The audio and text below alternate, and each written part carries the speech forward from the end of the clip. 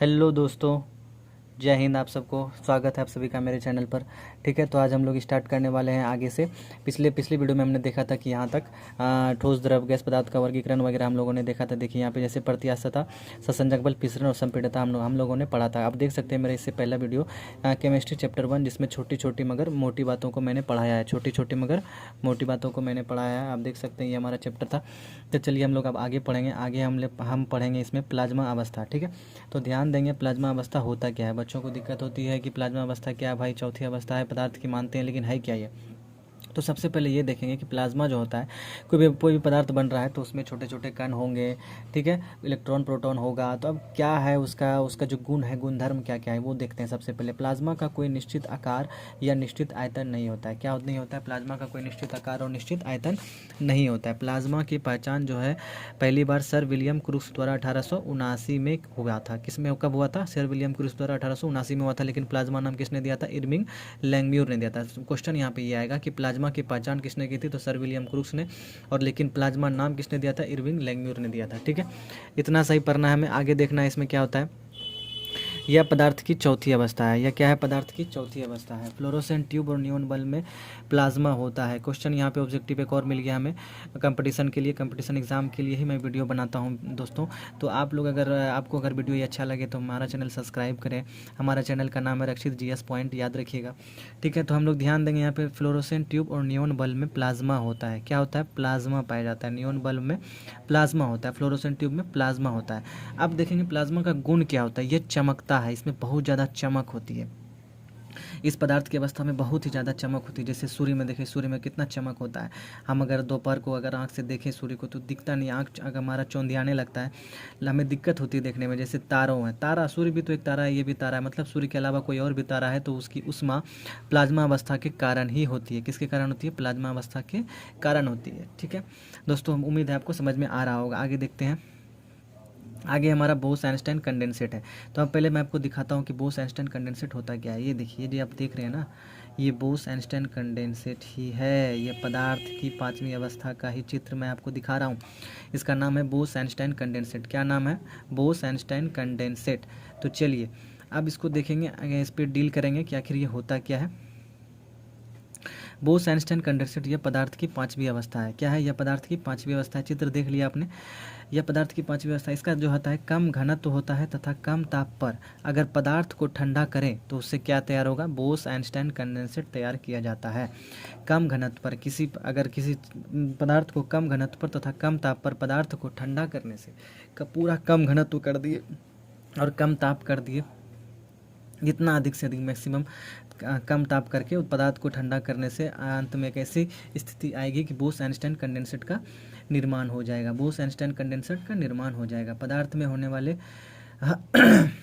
इसी प्रक्रिया को बोस आइंस्टाइन कंडेंसेट नाम दिया गया है। इसी अवस्था को पदार्थ की पांचवी अवस्था कहा गया है। अब आगे देखेंगे पदार्थ में होने वाले परिवर्तन। देखिए, पदार्थ में परिवर्तन भी तो होते हैं। अब कौन कौन से मुख्य परिवर्तन होते हैं वो ध्यान में देंगे। पदार्थ में दो प्रकार का परिवर्तन होता है। जैसे पहला हो गया हमारा भौतिक परिवर्तन, दूसरा हमारा हो गया रासायनिक परिवर्तन। भौतिक परिवर्तन हो गया फिजिकल चेंज और रासायनिक परिवर्तन हो गया हमारा केमिकल चेंज। देखेंगे भौतिक परिवर्तन क्या होता है। तो भौतिक परिवर्तन को ध्यान में देखिए यहाँ पे कि यह एक उत्क्रमणीय प्रक्रिया है। इसमें पदार्थ के भौतिक गुणों में परिवर्तन आता है परंतु रासायनिक गुण समान होता है। हमको लग रहा है आपको थोड़ा सा यहाँ पे समझ में नहीं आया बात को। ठीक है, तो बात को समझने के लिए यहाँ पे ध्यान दीजिए क्या रहा है। भौतिक परिवर्तन का मतलब है भौतिक रूप में ही परिवर्तन आना, रासायनिक रूप में परिवर्तन नहीं आना। और जहाँ रासायनिक परिवर्तन हो रहा है इसका मतलब सिर्फ रासायनिक, भौतिक के साथ साथ रासायनिक भी परिवर्तन हो जा रहा है। और एक चीज़ इसमें क्या होता है कि जो भौतिक परिवर्तन होता है यह एक उत्क्रमणीय प्रक्रिया है। इसमें पदार्थ के भौतिक गुणों में परिवर्तन आता है परंतु रासायनिक गुणों में परिवर्तन नहीं आता, क्योंकि रासायनिक गुण समान होता है। क्या होता है? परंतु रासायनिक गुण समान होता है। और यह एक अस्थायी परिवर्तन है, अस्थायी नहीं है। इसका मतलब है इसको पुनः हम वापस उसी अवस्था में ला सकते हैं जिस अवस्था में इसका परिवर्तन हमने इसका किया था। ठीक है, तो एक प्रकार का भौतिक परिवर्तन है। अब आते हैं रासायनिक परिवर्तन में दोस्तों। तो रासायनिक परिवर्तन का मतलब केमिकल चेंज। इसको देखते हैं, यह एक अनुत्क्रमणीय प्रक्रिया है। इसमें नए पदार्थ का निर्माण होता है। क्या होता है? नए पदार्थ का निर्माण होता है जो अपने मूल पदार्थ के रासायनिक और भौतिक गुणों से भिन्न हो जाता है। मैंने कहा था ना आपसे कि भौतिक परिवर्तन में सिर्फ भौतिक परिवर्तन होता है या अस्थायी होता है, यानी कि इसे पुनः हम वापस ला सकते हैं, लेकिन रासायनिक परिवर्तन में ऐसा नहीं कर सकते हैं। क्या करते हैं, ऐसा नहीं होगा। रासायनिक परिवर्तन का मतलब परमानेंटली वो चेंज हो गया। अब से अगर आपको दिक्कत हो तो आप ये चीज़ मेरा वीडियो देख लीजिएगा, कभी आपको दिक्कत नहीं होगा। मतलब रासायनिक परिवर्तन अगर पूछ रहा है तो इसका मतलब वो जो परमानेंटली चेंज हो गया, वापस नहीं आ सकता, वापस उसको रासायनिक रूप से पूर्व अवस्था में नहीं आता। देखिए मैंने यहाँ पे येलो कलर से यहाँ पे आपको दिखा भी दिया है, पुनः अपनी पूर्व अवस्था में नहीं आता है, पुनः अपनी पूर्व अवस्था में नहीं आता है। वही क्या हुआ, रासायनिक परिवर्तन हुआ। आप कुछ उदाहरण से यहाँ समझेंगे, जैसे कौन हुआ, भौतिक परिवर्तन किस में हुआ, सो रासायनिक परिवर्तन किस में हुआ। जैसे देखिए CO2 से सूखी बर्फ बनना, ये क्या है, भौतिक परिवर्तन है। वापस इसको हम गला के या फिर इसको अगर पिघलाएंगे तो वापस CO2 निकल जाएगा। जैसे मोमबत्ती का पिघलना है, वापस उसको ठंडा करेंगे, मोमबत्ती बन जाएगा। पानी से बर्फ बनना, पानी का वाष्प बनना, चीनी या नमक का पानी के मिश्रण, शुष्क बर्फ का सब्लिमेशन, कपूर का जलना, ठंडा होगा वापस कपूर बन जाएगा। रेत का पानी में विलयन, अम्लीकृत जल का विद्युत अपघटन, वापस ये बन जाएगा। ठीक है। लोहे का चुंबकीयकरण, लोहे का चुंबकीकरण क्या है, जब तक लोहा चुंबक से सटा रहेगा चुंबकीयकरण लोहा में आ जाएगा, लेकिन जैसे उससे चुंबक से दूर करेंगे थोड़ा देर बाद उसकी चुंबकीयता खत्म हो जाती है। जैसे मक्खन का आप देखते हैं खट्टा होना, ये एक बार इसमें रासायनिक परिवर्तन होता है। देख सकते हो आप रासायनिक परिवर्तन क्यों होता है, क्योंकि एक बार वो खट्टा हो गया वापस वो मक्खन नहीं बनने वाला। मोमबत्ती अगर एक बार जल के खत्म होगी वापस मोमबत्ती नहीं बनेगी। पिघल गई है उसे बना सकते बट जल गई तो नहीं। यहाँ पे क्वेश्चन भी आता है कि मोमबत्ती का पिघलना तो भौतिक परिवर्तन है, लेकिन मोमबत्ती का जलना क्या है, रासायनिक परिवर्तन है। अगरबत्ती का जलना रासायनिक परिवर्तन है। खाना का पचना, वापस खाना नहीं बचेगा भैया, वापस खाना वह नहीं आने वाला है एक बार अगर पच गया आपका। लकड़ी का जलना, ये ईंधन जलाना जो हम लोग कहते हैं, ये भी एक बार अगर जल गया तो इसमें रासायनिक परिवर्तन हो जाता है, वो जल के राख बन जाती है। दूध से दही बनना, ये तो हम लोग जान ही रहे हैं। कुछ उदाहरण है जो एग्जाम में पूछे जाते हैं, जैसे फास्फोरस को केरोसिन तेल में डालना, फास्फोरस को केरोसिन तेल में डालेंगे तो भी वो क्या होगा, रासायनिक परिवर्तन, रासायनिक अभिक्रिया करके बन जाएगा, वापस चेंज नहीं होगा। सोडियम को पानी में डालना, सोडियम को अगर पानी में डाल रहे हैं तो उसको वापस आके हम वापस उसको नहीं यूज़ कर पाएंगे, क्योंकि वो एक बार यूज़ हो गई तो वापस वो नहीं बनेगी। प्लेटिनम तार का जलना, पदार्थों का किण्वन, द्रवित पेट्रोलियम गैस का दहन, ये सब कुछ NCERT से एग्जाम्पल है। ये SK झा सर के बुक में दिया हुआ है। मैं तो उनको बहुत धन्यवाद देना चाहता हूँ कि उन्होंने इतना अच्छा बुक तैयार किया है कि बच्चों को छोटे से लेकर बड़े कॉम्पिटेटिव एग्जामों में भी दिक्कत नहीं होती है, अच्छे खासे एग्जाम में भी उनको दिक्कत नहीं होती है। ठीक है, आगे देखिए कुछ क्वेश्चन और है। मोमबत्ती के जलने में भौतिक एवं रासायनिक दोनों परिवर्तन होता है।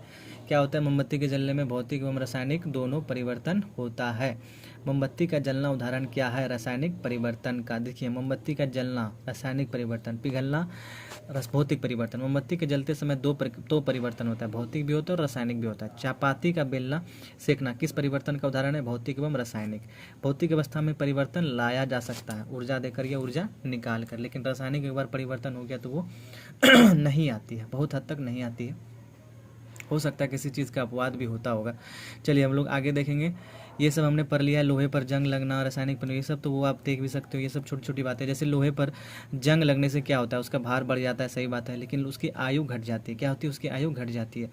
लोहे जंग लगने के लिए क्या चाहिए, O2 प्लस जल अर्थात जलवाष्प दोनों की आवश्यकता होती है। ये सब NCERT से इंपॉर्टेंट सब चीज़ है, आपको पता ही होगा। लोहे का जंग लगना क्या, रासायनिक परिवर्तन। एक बार लोहे में जंग लग गया तो वो लोहा वापस वैसा नहीं होगा जैसा पहला था, मतलब जैसा पहले वो था वैसा नहीं होगा। जंग लगेगा तो उसकी कुछ उसके अंदर जो वो मेटल है, वो मेटल के जो मेटल जो था वो थोड़ा थोड़ा कमज़ोर हो जाएगा। ठीक है, तो इसका मतलब वो पहले जैसा नहीं होगा, इसलिए रासायनिक परिवर्तन होता है उसमें। लोहे पर जंग ऑक्सीजन और नमी की उपस्थिति में लगता है, ये सब तो आपको पता ही है।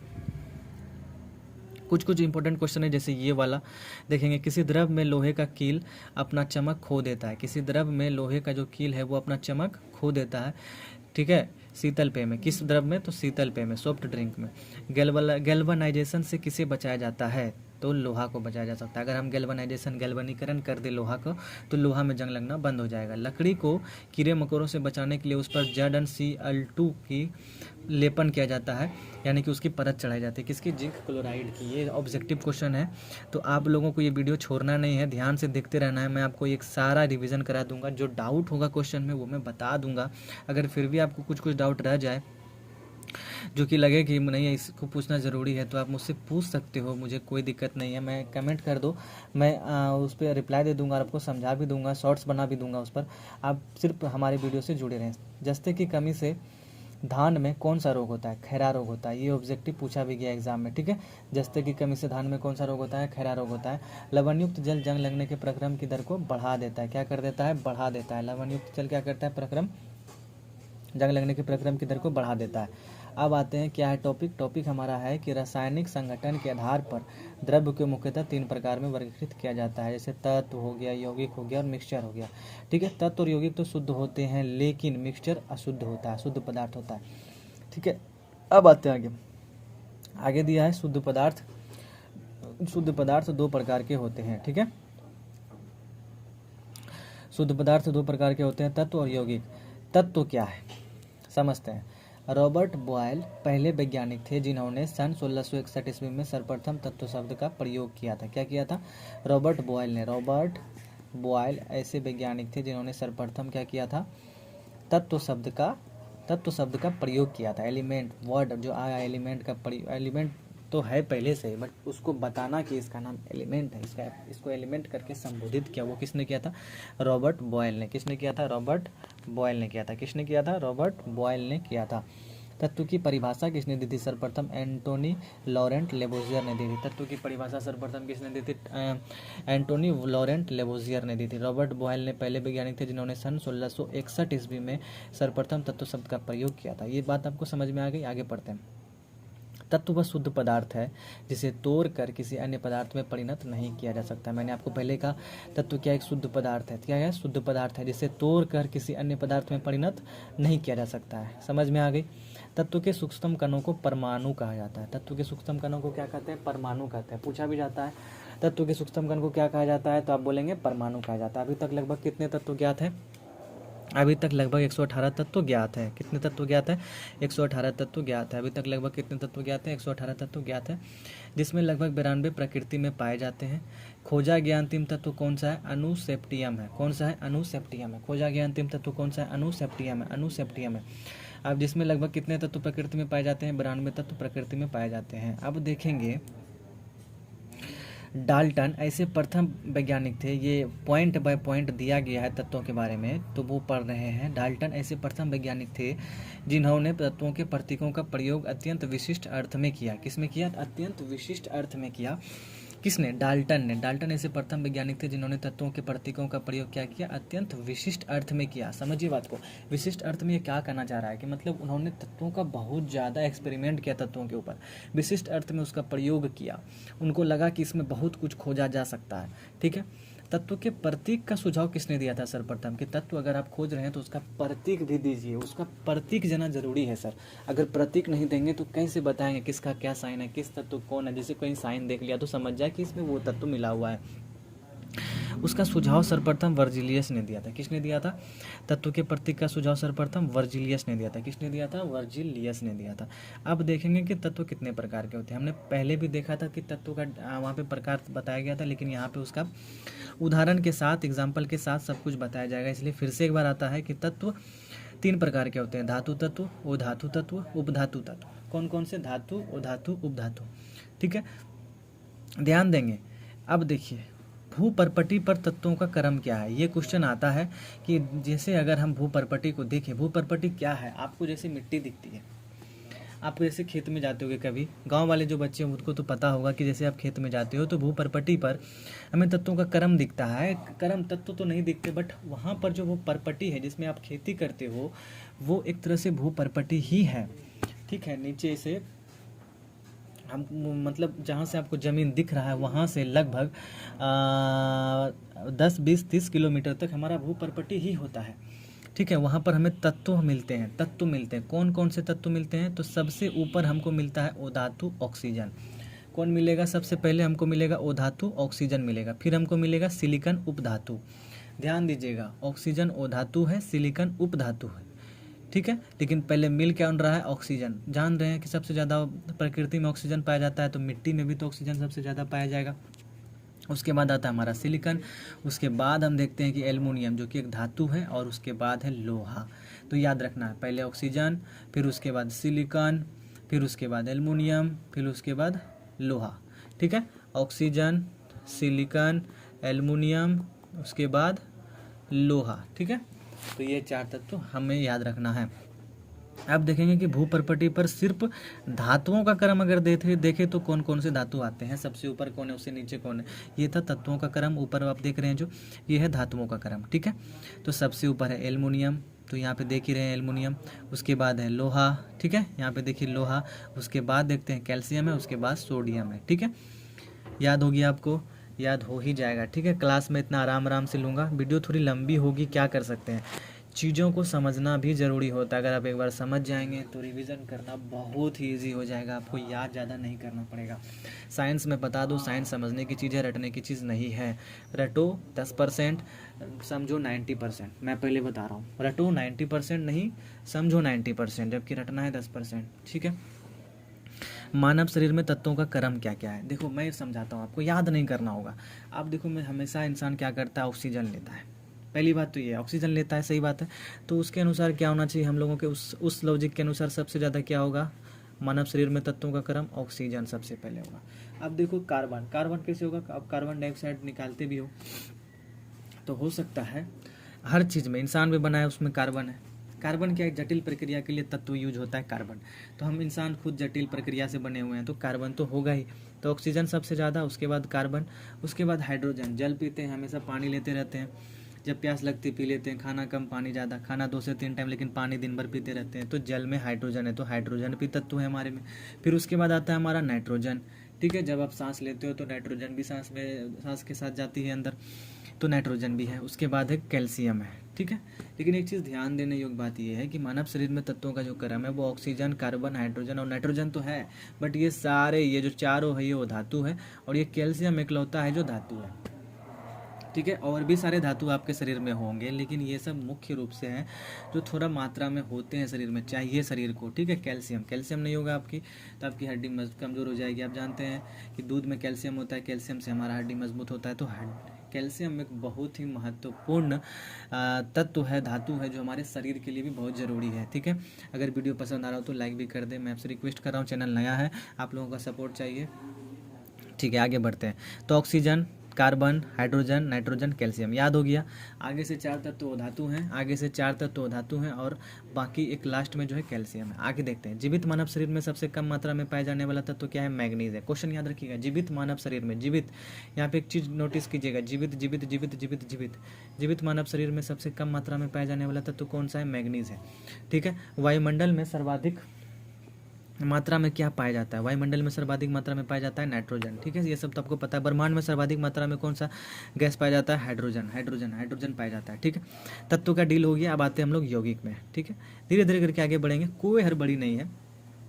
यौगिक को देखते हैं, जब 2 या 2 से अधिक तत्वों को एक निश्चित अनुपात में मिलाया जाता है तो यौगिक का निर्माण होता है। क्या होता है, यौगिक का निर्माण होता है। जब 2 या 2 से अधिक तत्वों को एक निश्चित अनुपात में मिलाया जाता है तो यौगिक का निर्माण होता है।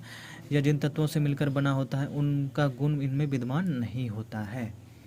ध्यान से देखिए, 2 या 2 से अधिक तत्वों को एक निश्चित अनुपात में मिला दिया जाए तो वो क्या बनेगा, यौगिक बनेगा। लेकिन यह जिन तत्वों से मिलकर बना होता है उनका गुण इसमें विद्यमान नहीं होता है, ठीक है। मगर मान लें एक है Na, एक है Cl, 2 तत्व मिल तो गए, बन क्या गया, NaCl। क्या इन दोनों तत्वों से मिलकर जो बना है एक नया यौगिक, तो उसका गुण क्या इसके अंदर है, इसका गुण इसके अंदर है, इसका गुण इसके अंदर है, नहीं। ये दोनों मिल के, सोडियम अलग चीज़ है, धातु है, क्लोरीन क्या है, अलग है, ये दोनों मिलकर बना दिए नमक, जो ये खुद अलग है, ठीक है। इसी से समझना है, ये बोल रहा है कि यह जिन तत्वों से मिलकर बना होता है उनका गुण इसमें विद्यमान ही नहीं होता है। और यौगिक के सूक्ष्म कण को अणु कहते हैं, ये चीज़ भी ध्यान रखना है साथ में मेरे दोस्तों ये याद रखना है कि यौगिक के सूक्ष्म कण को अणु कहते हैं और तत्वों के सूक्ष्म कण को क्या कहते हैं, परमाणु। क्या कहते हैं, तो परमाणु कहते हैं दोस्तों, ठीक है। यौगिक के सूक्ष्म कण को अणु कहते हैं और तत्व के सूक्ष्म कण को परमाणु कहते हैं। यौगिक को केवल रासायनिक, वैद्युत रासायनिक प्रक्रिया द्वारा पृथक किया जा सकता है। ध्यान दीजिएगा, यौगिक को केवल किस प्रक्रिया द्वारा, केवल शब्द का उपयोग हुआ है। केवल का मतलब है स्टार मार्क दे दीजिए कि इसके अलावा किसी और चीज़ से ये नहीं पृथक होगा। किससे होगा, तो रासायनिक या वैद्युत रासायनिक प्रक्रिया द्वारा पृथक किया जाता है। रासायनिक या वैद्युत रासायनिक प्रक्रिया द्वारा क्या किया जाता है, पृथक किया जाता है। अणुओं के प्रकार देखेंगे, अणु 2 प्रकार के होते हैं, समअणु, विषम अणु, ठीक है। ये सब छोटे छोटे बातें जो आपको समझना जरूरी, से ज़्यादा क्वेश्चन तो आते नहीं है और ज़्यादा गहराई में से समझ के भी कोई फायदा नहीं है। ऐसे अणु जो समान प्रकार के परमाणुओं के संयोजन से बने होते हैं वो सम अणु, जैसे ऑक्सीजन, ऑक्सीजन जैसे बन गया O2, ठीक है, तो ऑक्सीजन गैस हो गया ये, ठीक है। समान परमाणु से मिलकर हाइड्रोजन H2, क्लोरीन Cl2।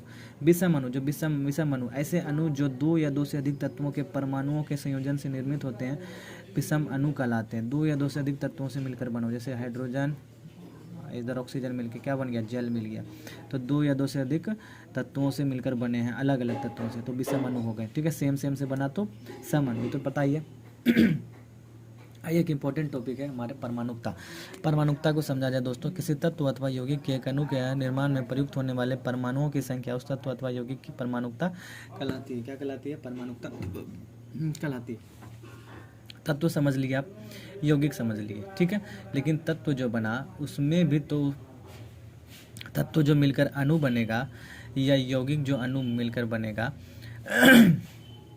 उसके निर्माण में जितना परमाणु यूज हुआ है उसकी संख्या को ही परमाणुकता कहते हैं। आप समझिए, जैसे क्लोरीन है Cl2, क्लोरीन क्या बना, एक क्लोरीन गैस बना। ठीक है, क्या बना, क्लोरीन गैस बना। धीरे धीरे समझना है चीज़ों को, हड़बड़ी नहीं करना है। ठीक है, इंपॉर्टेंट टॉपिक है। तो ये जो Cl2 बना है कितना परमाणु से बना है, एक Cl प्लस एक Cl, 2 परमाणु से मिलकर बना Cl2। ठीक है, जिससे बना हमें क्लोरीन, जिससे हमें क्या प्राप्त होता है, क्लोरीन गैस प्राप्त होता है। तो इसकी परमाणुकता कितनी हो जाएगी, परमाणुकता कितनी हो जाएगी, 2। तो हम लोग यहाँ देखते हैं कि क्लोरीन की परमाणुकता कितनी है, 2। इसे क्या कहा जाता है, द्विपरमाणु कहा जाता है। समझ में आई बात, परमाणुकता समझ गए आप लोग। परमाणुकता के आधार पर अणु को 4 भागों में बांटा गया है। देखिए, जैसे आर्गन है, आर्गन एक ही परमाणु से बना लेता है अपना अणु, तो उसको एकल परमाणु कहते हैं। हीलियम एक ही परमाणु से अणु बना लेता है तो एकल परमाणु का है। लेकिन आयरन एक ही परमाणु से, लेकिन हाइड्रोजन के लिए 2 चाहिए, 2 परमाणु मिलेगा तभी वो एक अणु बनेगा। ठीक है, क्लोरीन भी 2 परमाणु मिलेगा तो एक अणु बनेगा। हाइड्रोजन में 3 चाहिए जल बनाने के लिए, 2 हाइड्रोजन और 1 ऑक्सीजन, तो टोटल इसकी परमाणुकता कितनी हो जाती है, 3। देखिए यहाँ 3 दिया हुआ है। अब देखेंगे अमोनिया को। अमोनिया में देखिए NH3 होता है।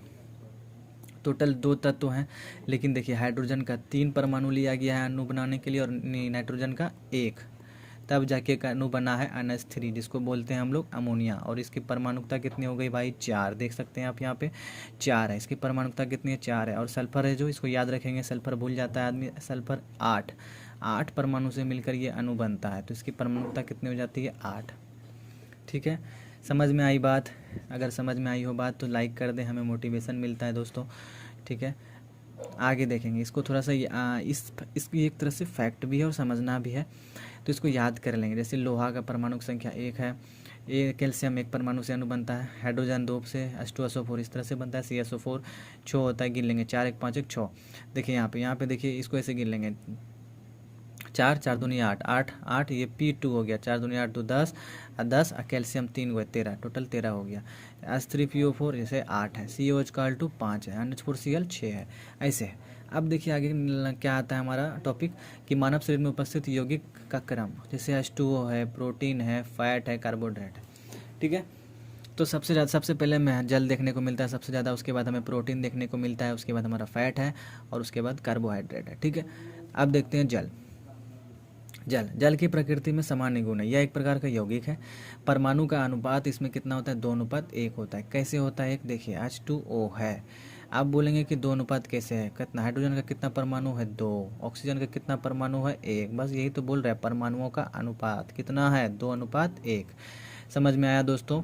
तो हाइड्रोजन में, यानी कि सॉरी जल में परमाणुओं का अनुपात कितना है दोस्तों, 2:1। हम लोग समझ गए, ये 2 और ये 1। परमाणु भार का अनुपात कितना है, तो देखेंगे परमाणु भार H2O। ठीक है, आपको समझ में आ रहा है। हाइड्रोजन का परमाणु भार होता है एक परमाणु का 1 बार, 2 है तो 2 बार।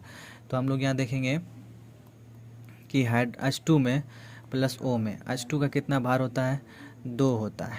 ठीक है, और ऑक्सीजन का परमाणु संख्या 8 और भार होता है इसका 16। तो इसको कटा देंगे तो 1:8 हो जाता है दोस्तों। क्या होता है, 1:8 हो जाता है। इसमें परमाणु की संख्या कितनी होती है, 3 होती है। इसमें परमाणु की संख्या कितनी होती है, 3। टोटल 3 परमाणु है, 2 हाइड्रोजन है, 1 ऑक्सीजन है, तो टोटल कितने परमाणु हुआ दोस्तों, 3 परमाणु हुआ।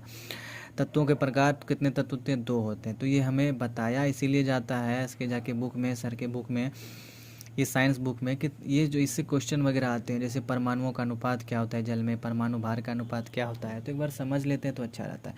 पानी को गर्म करने के लिए 100 डिग्री सेल्सियस का होना ज़रूरी है, खोलने के लिए क्वथनांक के लिए इसका क्वथनांक होता है 100 डिग्री सेल्सियस, इस पर ही जब तक 100 डिग्री सेल्सियस पर नहीं पहुंचेगा पानी तब तक वो भाप बनना शुरुआत नहीं करेगा, और 0 डिग्री पर जब तक नहीं आएगा तब तक वो बर्फ़ नहीं बनेगा। क्या होगा? बर्फ़ नहीं बनेगा। तो 0 डिग्री सेल्सियस बर्फ़ बनने के लिए, यानी कि हिमांक के लिए टेम्परेचर है 0 डिग्री सेल्सियस, और क्वथनांक के लिए टेम्परेचर है 100 डिग्री सेल्सियस। बात समझ में आ रही हो तो लाइक कर दें। ठीक है, आगे देखेंगे मिश्रण क्या है। तत्व यौगिक समझ लिया हमने, और मिश्रण समझना। जब 2 या 2 से अधिक पदार्थों को किसी भी अनुपात में मिला दिया जाता है तो उसे मिश्रण कहते हैं। किसी भी अनुपात में मिला दो, कोई फिक्स अनुपात नहीं होना चाहिए। जब 2 या 2 से अधिक पदार्थों को किसी भी अनुपात में मिला दिया जाता है तो उसे मिश्रण कहते हैं। मिश्रण में उनके अवयवी तत्वों का गुण मौजूद होता है। मिश्रण की संरचना तय नहीं होती है। हवा, उसमें क्या तय है?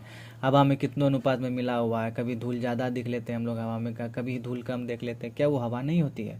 कम वाला धूल में भी हवा है, ज़्यादा धूल वाला में भी हवा है। तो हवा, बारूद, चीनी, पानी का मिश्रण, ये सब क्या है? किसी भी अनुपात में मिला दिया जाता है तो उसे क्या कहते हैं? मिश्रण। कोई निश्चित नहीं होता इसका अनुपात। अब मिश्रण भी 2 प्रकार के होते हैं, जैसे समांगी मिश्रण और विषमांगी मिश्रण। देखिएगा दोस्तों ध्यान से, मिश्रण के प्रकार। समांगी मिश्रण, जैसे जिस मिश्रण के प्रत्येक भाग के सभी गुण एक समान होते हैं उसे समांगी मिश्रण कहते हैं। क्या कहते हैं? उसे समांगी मिश्रण कहते हैं। प्रत्येक भाग के सभी गुण एक समान होते हैं उसे समांगी मिश्रण कहते हैं। जैसे चीनी का नमक में विलयन, एल्कोहल तथा जल का मिश्रण। क्या है? एल्कोहल तथा जल का मिश्रण। चीनी का नमक में विलयन, चीनी का नमक में विलयन हो गया, एल्कोहल तथा जल का मिश्रण, ये सब समांगी, क्योंकि जिस मिश्रण में प्रत्येक भाग के सभी गुण एक समान होते हैं उसे समांगी मिश्रण कहते हैं। विषमांगी मिश्रण क्या है? जिस मिश्रण के प्रत्येक भाग के गुण एक समान नहीं होते उसे विषमांगी मिश्रण कहते हैं। जैसे रेत तथा जल का मिश्रण। देखिए, जल कैसा है, उसका प्रकृति कैसा है, रेत का प्रकृति कैसा है, दोनों को मिल तो गया है बट उसका गुण एक समान नहीं होता है। लेकिन जिसमें गुण एक समान होगा वो क्या हो जाएगा? समांगी मिश्रण। दोस्तों याद रखिएगा, जिस मिश्रण के प्रत्येक भाग के गुण एक समान नहीं होते उसे विषमांगी मिश्रण कहते हैं। जैसे रेत तथा जल का मिश्रण, पेट्रोल जल का मिश्रण, दूध इत्यादि, ये सब। ठीक है, इसको देखेंगे। छोटा सा तत्व अकेले सूत्र होता है, यौगिक एक या से अधिक सूत्र होता है, मिश्रण में कोई सूत्र नहीं होता है। ठीक है, मिश्रण अलग करने की विधियाँ। अब देखिए, कोई मिश्रण बना हुआ है उसको अलग कैसे करेंगे? 2-4 विधि है, उसको समझ लेंगे। जैसे हम देखते हैं कि रवाकरण विधि है। किसी विलयन को धीरे धीरे ठंडा कर उसे ठोस अवस्था में बदलने की प्रक्रिया को रवाकरण कहते हैं। कोई विलयन है उसको धीरे धीरे ठंडा करना है। ठीक है, ठोस अवस्था में ठंडा करके ठोस अवस्था में बदल दिया जाए। ठोस अवस्था में बदल कर उसे को जो पदार्थ होगा वो अलग अलग अपना ठोस अवस्था में बदल जाएगा और उसे अलग कर लिया जाएगा। ठीक है, इस विधि द्वारा क्या किया जाता है? ठोस अकार्बनिक पदार्थों के मिश्रणों के अवयवों को संघटकों का पृथक्करण किया जाता है। क्या किया जाता है? पृथक्करण किया जाता है। अब देखेंगे अगला क्या है? आसवन है। आसवन विधि। आसवन विधि से क्या होता है? किसी द्रव को वाष्पीकृत करके पुनः ठंडा करने के प्रक्रम को आसवन कहते हैं। समुद्री जल का विशुद्धिकरण इसी विधि द्वारा होता है। आसुत जल इसी प्रक्रम द्वारा तैयार किया जाता है। किस विधि द्वारा? आसवन विधि द्वारा। किस विधि द्वारा? आसवन विधि द्वारा। ठीक है, वह प्रक्रम जिसमें सभी प्रकार से शुद्ध जल मिलता है उसे आसवन कहते हैं। तो क्वेश्चन ये पूछता है सबसे पहला आपको कि समुद्री जल का जो शुद्धिकरण किया जाता है वो किस विधि से किया जाता है? क्वेश्चन यही आता है। बेसिकली यही सब क्वेश्चन पूछते हैं, इससे ज़्यादा नहीं जाते डीप में। अरे है क्या इसमें? देखो, किसी द्रव को वाष्पीकृत कर दिया और पुनः ठंडा करने के प्रक्रम को आसवन कहते हैं। पहले पूरा खौला दो, उसके बाद उसको ठंडा कर दो, और ठंडा करने के बाद वो शुद्ध जल प्राप्त हो जाएगा। इससे समुद्र में खारा पानी होता है, उसको पूरा खौला के फिर ठंडा किया जाता है, तो शुद्ध जल प्राप्त हो जाता है। देखो, वही है, वाष्पीकृत करके पुनः ठंडा करने के प्रक्रम का मतलब होता है प्रक्रिया को आसवन कहते हैं। इस समुद्री जल का भी शुद्धिकरण इसी विधि द्वारा होता है। आसुत जल इसी प्रक्रम द्वारा तैयार किया जाता है। वह प्रक्रम जिसमें सभी प्रकार से शुद्ध जल मिलता है आसवन कहलाता है। ठीक है, अगला है प्रभाजी आसवन। देखेंगे यहाँ पे प्रभाजी आसवन, जिसको कहते हैं फ्रैक्शनल डिस्टिलेशन। ठीक है, ऐसे मिश्रण जिनके संघटक के क्वथनांकों के कम से कम अंतर होता है उसका पृथक्करण करने के लिए प्रभाजी आसवन विधि का प्रयोग करते हैं। अब देखिए, समझिए, हर पदार्थ का एक क्वथनांक स्तर होता है। कोई 100 डिग्री सेल्सियस में क्वथनांक स्तर पर पहुंचता है तो कोई 150 डिग्री सेल्सियस पे, समझेंगे। तो क्या होता है इसमें कि इसमें हर पदार्थ का एक अपना क्वथनांक का स्तर होता है। जैसे मान लेते हैं कि भूगर्भ से निकाले गए पेट्रोलियम, उसमें बहुत सारे संघटक मिले होते हैं, जैसे पेट्रोल, केरोसिन, डीजल आदि। तो उसमें क्या होता है कि जैसे हम भूगर्भ से निकालते हैं पेट्रोलियम को, तो उसको सबसे पहले हीट दिया जाता है, उसको गर्म किया जाता है। जैसे गर्म करेंगे तो हमें विभिन्न तापांतर पर हमें विभिन्न प्रकार के पदार्थ प्राप्त हो जाते हैं। जैसे देखेंगे कि सबसे पहले हमें पेट्रोल प्राप्त हो जाता है, फिर हमें केरोसिन प्राप्त हो जाता है, फिर हमें डीजल प्राप्त हो जाता है। तो क्या करते हैं, उस मिश्रण को, उसमें जो पेट्रोलियम है उसको गर्म किया जाता है एक भट्टी में। बहुत बड़े टैंक रहते हैं, बहुत सारा उस कारखाना में ये सब तैयार होता है। तेल शोधक कारखाना भी है बहुत सारे, जैसे बरौनी में हमारा देखने हमें पता है कि बरौनी में तेल शोधक कारखाना, वहाँ पे यही चीज़ होता है, यही चीज़ होता है दोस्तों कि इसमें भूगर्भ से निकाले गए पेट्रोलियम को उसमें डाल दिया जाता है, वहाँ से विभिन्न विभिन्न स्तर पर टेम्परेचर दिया जाता है, जिससे विभिन्न विभिन्न चीज़ें प्राप्त होती है, जैसे पेट्रोल प्राप्त हो गया, फिर केरोसिन, डीजल आदि, फिर मोम प्राप्त होता है लास्ट में। इसी तरह से हमें देखने को मिलता है। लेकिन इसके लिए ज़रूरी है कि जिस पदार्थ के क्वथनांक के बीच 25 डिग्री सेल्सियस से कम का अंतर होता है, उससे ही प्रभाजी आसवन विधि से शुद्ध किया जाता है। ध्यान देंगे, जिस पदार्थ के क्वथनांक के बीच 25 डिग्री सेल्सियस से कम का अंतर होगा, उसे प्रभाजी आसवन विधि से शुद्ध किया जाता है। ये एनसीईआरटी का कहना और सच में यही होता है। आगे देखेंगे भाप आसवन विधि। भाप आसवन विधि देखेंगे, इस विधि से उन कार्बनिक पदार्थों का शुद्धिकरण किया जाता है जो कि जल में अविलय होते हैं, परंतु गर्म करने पर वाष्पशील होते हैं और प्रायः अपने क्वथनांक पर अपघटित हो जाते हैं, जैसे मिथाइल अल्कोहल और एसीटोन और एथाइल अल्कोहल। समझ में आ गया। इस विधि से कैसे पदार्थों को, कार्बनिक पदार्थों का शुद्धिकरण किया जाता है। ध्यान रखेंगे, जिसमें कार्बन होगा, जिस पदार्थ में अल्कोहल में कार्बन होता है, उसको शुद्धिकरण करने के लिए भाप आसवन विधि का उपयोग किया जाता है। किसका उपयोग किया जाता है? भाप आसवन विधि का। बस याद रखना है, जिसमें कार्बन होगा उसको किससे शुद्ध करेंगे? भाप आसवन विधि से। भाप आसवन विधि से शुद्ध करेंगे। यह विधि आप पढ़ ही लिए कैसे होगा। इस विधि से कार्बनिक पदार्थों का शुद्धिकरण किया जाता है। क्यों? क्योंकि ये जल में अविलय होते हैं। क्या होते हैं? जल में अविलय होते हैं। पूछा भी जाता है, जैसे मिथाइल अल्कोहल जल में घुलता है कि नहीं घुलता है? नहीं घुलता है। मिथाइल अल्कोहल क्या करेगा? जल में नहीं घुलेगा, क्योंकि ये इसमें ये कार्बनिक पदार्थ है, और कार्बनिक पदार्थों का शुद्धिकरण करने के लिए उसे क्या कहते हैं? जल में वो मिले होते हैं, लेकिन इसको गर्म कर दे तो वो वाष्पशील होते हैं, और वाष्पशील करके उसे अलग किया जा सकता है। ठीक है, और प्राय अपने क्वथनांक पर अपघटित हो जाते हैं। आगे देखेंगे हम लोग। आगे है निस्पंदन। निस्पंदन क्या है? फिल्ट्रेशन है।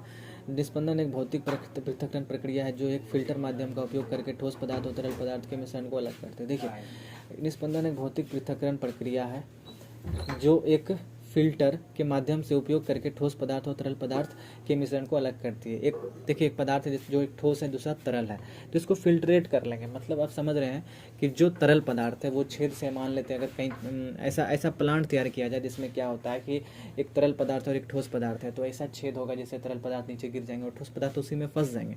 इस प्रकार से भी हम अलग कर सकते हैं फिल्टर माध्यम से। तो फिल्टर माध्यम से जिसको अलग करते हैं उसको फिल्ट्रेशन विधि कहते हैं, जिसको निस्पंदन कहते हैं। हिंदी में क्या कहते हैं? उसको निस्पंदन कहा जाता है। उसको हिंदी में क्या कहा जाता है दोस्तों? तो निस्पंदन। फिल्ट्रेशन प्लांट में पानी को साफ किया जाता है। किस तरह के पानी को? जिसमें रेत मिलाओ, महीन बजरी मिलाओ और मध्य बजरी मिलाओ, इस तरह के पानी को ही साफ किया जाता है। ध्यान दीजिएगा। अब देखेंगे, अगला है हमारा विलवणीकरण। वह प्रक्रिया जिसमें नमकीन पानी से खनिज पदार्थ को अलग करके मीठे पानी में बदला जाता है, उसे विलवणीकरण कहते हैं। मतलब कोई लवणीकृत जल है, उसमें लवण है, उसको विलवणीकरण मतलब नमक हटाना, उसको शुद्ध करना, नमकीन से उसको मीठा करना या नॉर्मल करना। वह प्रक्रिया जिसमें नमकीन पानी से खनिज पदार्थ को अलग करके मीठे पानी में बदला जाता है, उसी को ही विलवणीकरण कहते हैं। क्या कहते हैं? विलवणीकरण कहते हैं। समझ गए ये बात? विधि। विसरण। दो विभिन्न पदार्थों के कणों का स्वतः ही मिलना विसरण कहलाता है। ध्यान देंगे, विसरण से क्वेश्चन आता है। विसरण है क्या? अत्यधिक रिक्त स्थानों के कारण गैसों का विसरण तीव्रता से होता है। मैंने आपको पहले भी बताया था, सबसे ज़्यादा विसरण किसका होता है? गैसों का होता है। क्यों होता है? अत्यधिक रिक्त स्थान होते हैं। गैसों के कणों के बीच क्या होता है? अत्यधिक रिक्त स्थान होता है। सबसे पहले जो ठोस है उसमें क्या होता है? एकदम सटा सटा होता है। द्रव में थोड़ा दूर होता है, लेकिन गैस में इतना जितना गैप होता है, एक अनुमान रूप से अगर देखा जाए इस दोनों की तुलना में, तो कितना गैप है? तो सबसे ज़्यादा विसरण किस में होगा? गैसों में होगा। अत्यधिक रिक्त स्थान के कारण, रिक्त स्थानों के कारण गैसों का विसरण तीव्रता से होता है। घनत्व में अंतर रहने के कारण गैसों का गैसों में मिलना विसरण कहलाता है। अब घनत्व में अंतर है, जिसके कारण गैस में गैस तुरंत मिल जाता है, स्थान भी बहुत ज़्यादा खाली होता है, तो गैस के कारण एक दूसरे से घुल मिल जाते हैं। विसरण गुण के कारण ही गर्म खाने की सुगंध पूरे कमरे में फैल जाती है। याद रखिएगा दोस्तों, इसको ध्यान देना है। गर्म खाने की सुगंध पूरे कमरे में फैल जाती है। ऑप्शन रहेगा क्या है? तो मार देना है विसरण। क्या मारेंगे हम? विसरण मारेंगे। इत्र की बोतल से सुगंध का फैलना, मल मूत्र की दुर्गंध का नाकों तक पहुंचना। ठीक है, चलिए अगला है प्रासरण। इसमें विलायक के अणु कम सांद्रता वाले घोल से अधिक सांद्रता वाले घोल की ओर गति करते हैं। कम सांद्रता वाले घोल से अधिक सांद्रता वाले घोल की ओर करते हैं। अब आपको समझ में नहीं आ रहा होगा कम सांद्रता क्या है और अधिक सांद्रता क्या है। जो अधिक सांद्र है और कम सांद्र है उसको कैसे समझेंगे? मान लेते हैं किशमिश को जल में डालने पर उसका फूलना। देखिए, किशमिश है आपके पास, किशमिश पहले सूखा हुआ है और इसको पानी में डाल दिए, चारों बगल से पानी है। देखिए, किशमिश में पानी है, ठीक है। तो इसमें क्या होता है, विलायक के अणु जो हैं वो क्या होते हैं, कम सांद्र से अधिक सांद्र। अब देखिए जो किशमिश बना है अंदर का जो भाग है वो कम सांद्र है कि अधिक सांद्र है, ठीक है, वो क्या है, अधिक सांद्र है। क्या है, अधिक सांद्र है। सांद्र का मतलब ये अधिक ठोस ठोस होना, उसके कण एकदम पूरा नज़दीक है, ठीक है। तो एक प्रकार का ठोस तरह ही रहता है, मान ठोस होता नहीं है पूरा लेकिन ठोस तरह ही होता है, ध्यान देंगे। तो ठोस तरह ही जो होता है जिसके कारण ये क्या होता है, वो पानी के तुलना में, ये पानी के तुलना में ये कम सांद्र है, और पानी क्या है, सॉरी, पानी के तुलना में ये अधिक सांद्र है और ये पानी कम सांद्र है। तुलना किया जाता है हमेशा, इसके तुलना में ये अधिक सांद्र है और ये पानी कम सांद्र है। तो कम सांद्रता से, कम सांद्रता वाले घोल से अधिक सांद्रता वाले घोल में जाना ही परासरण कहलाता है, समझ जाइए। और अधिक सांद्रता से कम सांद्रता वाले तरफ जाना ही क्या कहलाता है, विसरण कहलाता है। समझ में आई बात। कम सांद्रता से अधिक सांद्रता की तरफ जाना ही क्या कहलाएगा, क्या कहलाएगा दोस्तों, परासरण कहलाएगा। और अधिक सांद्रता से कम सांद्रता की तरफ जाना ही विसरण कहलाता है। अधिक सांद्रता से कम सांद्रता की तरफ जाना ही क्या कहलाता है, विसरण कहलाता है। अधिक सांद्रता से कम सांद्रता की ओर जाना ही विसरण कहलाता है। इसीलिए आप देखे होंगे कि जहाँ पे खाना बन रहा होता है, जैसे यहाँ रूम है गाइस, यहाँ पे रूम है दोस्तों, ध्यान दीजिएगा, यहाँ पे एक बैग खाना बन रहा है, यहाँ से बहुत सारा खुशबू यहाँ पे इकट्ठा हुआ है, तो यहाँ पे सांद्रता अधिक है। तो अधिक सांद्रता से यह किधर चलने लगता है, विसरण में कम सांद्रता की तरफ। जिधर रूम में जाने लगा, सबको महक आने लगा, सब थाली लेके दौड़ाए, भाई जल्दी निकाल खेबो। जैसे लॉज का लड़का है, भाई चिकन उकन बन जाए, पनीर बन जाए, तुरंत भूख लग जाएगा, पढ़ाई लिखाई छोड़ के पहले थाली लेके बैठेगा, जल्दी निकाल खाएंगे। तो ऐसे ही होता है, विसरण की प्रक्रिया होती है, ठीक है, उसमें विसरण की होती है क्योंकि वो अधिक सांद्रता से कम सांद्रता की तरफ जाती है। और परासरण में जस्ट उल्टा होता है, इसमें अणु जो है वो कम सांद्रता वाले घोल से अधिक सांद्रता वाले घोल की तरफ जाते हैं, ठीक है। अब देखिए एक और होता है, इसमें हमको पढ़ना है व्युत्क्रम प्रासरण, रिवर्स ऑस्मोसिस। अणुओं का अधिक सांद्रता वाले विलयन से कम सांद्रता वाले विलयन की ओर गति करना ही व्युत्क्रम प्रासरण है। देखिए इसमें जस्ट ऑस्मोसिस के उल्टा, यानी प्रासरण के जो उल्टा हो जाए, अणुओं का अधिक सांद्रता वाले विलयन के से कम सांद्रता वाले विलयन की ओर गति करना, यानी कि इसका जस्ट अपोजिट, इसका जस्ट अपोजिट क्या हो गया, रिवर्स ऑस्मोसिस। देखिए ऑस्मोसिस ऑस्मोसिस, बट ये ऑस्मोसिस है, ये रिवर्स ऑस्मोसिस, यानी इसका उल्टा। समुद्र जल से अशुद्ध जल बनाना, ये सब रिवर्स ऑस्मोसिस पे काम करता है, ठीक है।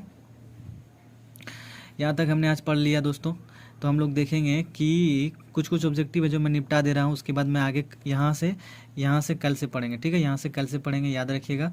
और वीडियो पसंद है तो वीडियो को लाइक ज़रूर कीजिएगा ताकि चैनल नया है और लोगों तक भी पहुँच पाए, उनको ये कंटेंट मिल पाए दोस्तों, ठीक है।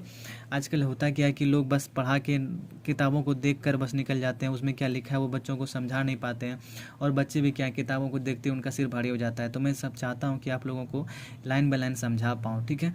तो मैं मेरी कोशिशों को थोड़ा सा सपोर्ट करें और वीडियो को लाइक कर दें, सब्सक्राइब कर दें।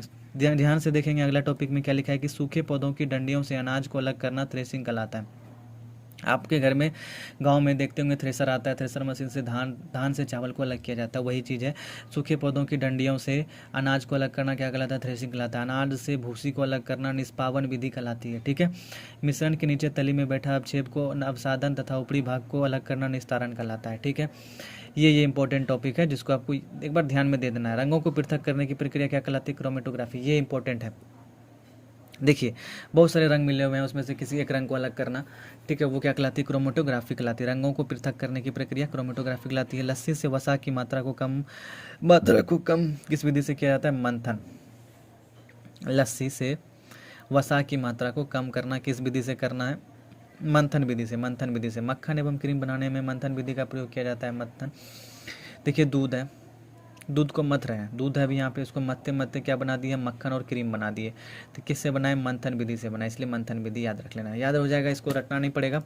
और मक्खन तथा एवं क्रीम से अब घी बनाना है। देखिए दोस्तों पहले तो दूध लिए, दूध से मत्ते उसको मक्खन बना दिया। तो कौन सा विधि से मक्खन बनाए, मंथन विधि से। लेकिन मक्खन एवं क्रीम से अब घी बनाना है, तो उसको किस विधि से प्राप्त करेंगे, निस्तारण एवं निस्पंदन। दोस्तों नाम हिंदी में थोड़ा सा जटिल है, अब हिंदी मीडियम है तो थोड़ा सा तो स्ट्रगल करना ही होगा, ठीक है। नाम कुछ अटपटा सा है लेकिन एनसीईआरटी बोल रहा है, इसको कहते हैं निस्तारण एवं निस्पंदन। भैया एनसीईआरटी हम आपको ही फॉलो करेंगे सर, ठीक है। तो इसको बोलते हैं निस्तारण एवं निस्पंदन। मक्खन एवं क्रीम से घी निस्तारण एवं निस्पंदन से प्राप्त किया जाता है। निस्तारण एवं निस्पंदन से प्राप्त किया जाता है। पानी एवं CuSO4 के विलयन से कॉपर सल्फेट को अलग किया जाता है। पानी एवं CuSO4 के विलयन से कॉपर सल्फेट को क्या किया जाता है, अलग किया जाता है। ठीक है, वाष्पीकरण विधि द्वारा। किस द्वारा, वाष्पीकरण विधि द्वारा। पूछा जाता है पानी है H2O और आपको मिल गया CuSO4 जिसको बोलते हैं कॉपर सल्फेट। क्या बोलते हैं दोस्तों, कॉपर सल्फेट बोलते हैं। कॉपर सल्फेट के विलयन से कॉपर सल्फेट को अलग किया जाता है वाष्पीकरण विधि द्वारा। बस वाष्प कर दो, ये उड़ जाएगा, ये उड़ जाएगा, ये इधर बच जाएगा कॉपर। ठीक है, वाष्पन विसरण और गैसों का प्रसार ताप बढ़ने से बढ़ता है। ध्यान दीजिएगा, विसरण जितना अधिक करना है उसके लिए आप उतना उसको ताप बढ़ा दो। आप देखते होंगे कि गरम गरम खाना की महक, गरम गरम खाना का जो महक है वो पूरे घर में घुसता है, लेकिन जब वो खाना ठंडा हो जाता है वो उतना महक उतना दूर तक नहीं जा पाता है। ठीक है, तो विसरण तभी अधिक होगा जब उस पर ताप बढ़ाया जाएगा। ठीक है, वाष्पन भी तभी अधिक होगा जब ताप बढ़ेगा। वाष्पन तो आपको पता ही है, ताप बढ़ेगा तो वाष्पन ज़्यादा होगा। तो दोस्तों वीडियो काफ़ी लंबा हो चुका है, तो मैं चाहता हूँ कि NCERT का ये SKJ NCERT सीरीज़ जो है इसको अभी यहीं पे रोकते हैं आज के लिए, फिर कल से आगे पढ़ेंगे यहाँ से। अब एक 2 ही 3 4 पेज बचे होगा इसमें, एक पेज इधर हो गया, एक पेज, हाँ एक पेज बचा दोस्तों जो कल मैं ख़त्म कर दूंगा। उम्मीद है आपको ये वीडियो पसंद आया होगा। अगर पसंद आया हो तो प्लीज़ लाइक सब्सक्राइब शेयर करें। धन्यवाद।